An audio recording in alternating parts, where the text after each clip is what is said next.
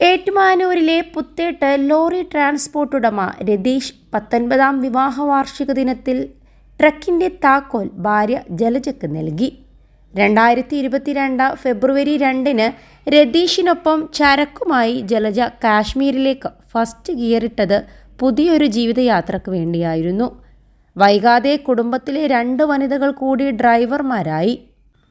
Degree വിദ്യാർത്ഥിയായ മകൾ ദേവികയും സഹോദരൻ രാജേഷിൻ്റെ ഭാര്യ സൂര്യയും 3 പേരും എക്സ്പേർട്ട് ഡ്രൈവർമാരായതോടെ 30 ലോറികളുള്ള രതീഷ് ത്രില്ലറായി. 30 ലോറികളുള്ള രതീഷ് ത്രില്ലിലാണ്. പുത്തേട്ട് ട്രാൻസ്പോർട്ട് വ്ലോഗിലൂടെ വനിതകൾ വളയം പിടിക്കുന്ന ലോറി യാത്രയുടെ വിശേഷങ്ങൾ ലോകമറിയുകയാണ്. പ്ലൈവുഡും റബ്ബറും സവാളയും ഇഞ്ചിയുമൊക്കെയായി 22 സംസ്ഥാനങ്ങൾ മൂവരും ചുറ്റിക്കറങ്ങി. കാശ്മീരിന് പിന്നാലെ മഹാരാഷ്ട്രയിലേക്കും നേപ്പാളിലേക്കുമൊക്കെ യാത്ര. ഹരിദ്വാറും ഋഷികേശും ചുറ്റുമ്പോൾ രതീഷിൻ്റെ അമ്മ ലീലയെയും കൂട്ടി. ജലജ ഹെവി ലൈസൻസ് എടുത്തത് 2018-ലാണ്. വൈകാതെ സൂര്യയും വിദ്യാർത്ഥിയായ ദേവികയും ലൈസൻസ് എടുത്തു. എറണാകുളം രാജഗിരി കോളേജിലും ദേവിക താരമാണ്. അനിയത്തി ഗോപിക ലൈസൻസിനായി കാത്തിരിക്കുന്നുണ്ട്.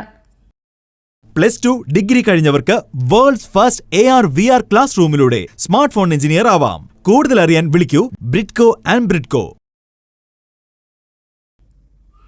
25 കൊല്ലം മുൻപ് എരുമേലിയിൽ നിന്ന് ഏറ്റുമാനൂരിൽ കുടിയേറിയതാണ് രതീഷും രാജേഷും. താമസം ഒറ്റ വീട്ടിൽ തന്നെ. ഏപ്രിൽ മേയിൽ ലക്നൗ ഷില്ലോങ് യാത്രകളിൽ ജലജയും സൂര്യയും ദേവികയും ഡ്രൈവർമാരായി. രതീഷും സൂര്യയും മക്കളായ ഗംഗയും 2.5 വയസ്സുകാരി ദക്ഷയും ഒപ്പം കൂടി. ക്യാബിനിൽ അധികമായി AC ഘടിപ്പിച്ചു.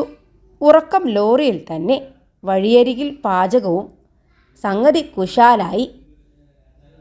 കശ്മീരിൽ യാത്രയിലെ വീഡിയോയും ഫോട്ടോയും സുഹൃത്തുക്കൾ ചോദിച്ചിരുന്നു. ഷൂട്ട് ചെയ്ത് യൂട്യൂബിലിട്ടു. രതീഷാണ് ക്യാമറാമാൻ, ജലജ വ്ളോഗറും. വരിക്കാർ 3,75,000 ആളുകളാണ്. ആരാധകരിൽ വിദേശികളും അമേരിക്ക, കാനഡ എന്നിവിടങ്ങളിൽ നിന്നുമുള്ളവരുമുണ്ട്. ഇവരെ ഒന്ന് നേരിട്ട് കാണാനും ആരാധകരെത്തുന്നുണ്ട്. 21 ലക്ഷത്തോളം സന്തുഷ്ടരായ ഉപഭോക്താക്കളും 2 ലക്ഷത്തോളം തിമിര ശസ്ത്രക്രിയകളും പൂർത്തിയാക്കിയ മലബാറിലെ ഏക കണ്ണാശുപത്രി അൽ സലാമ ഹൈ ഹോസ്പിറ്റൽ റോഡ്, പെരിന്തൽമണ്ണ.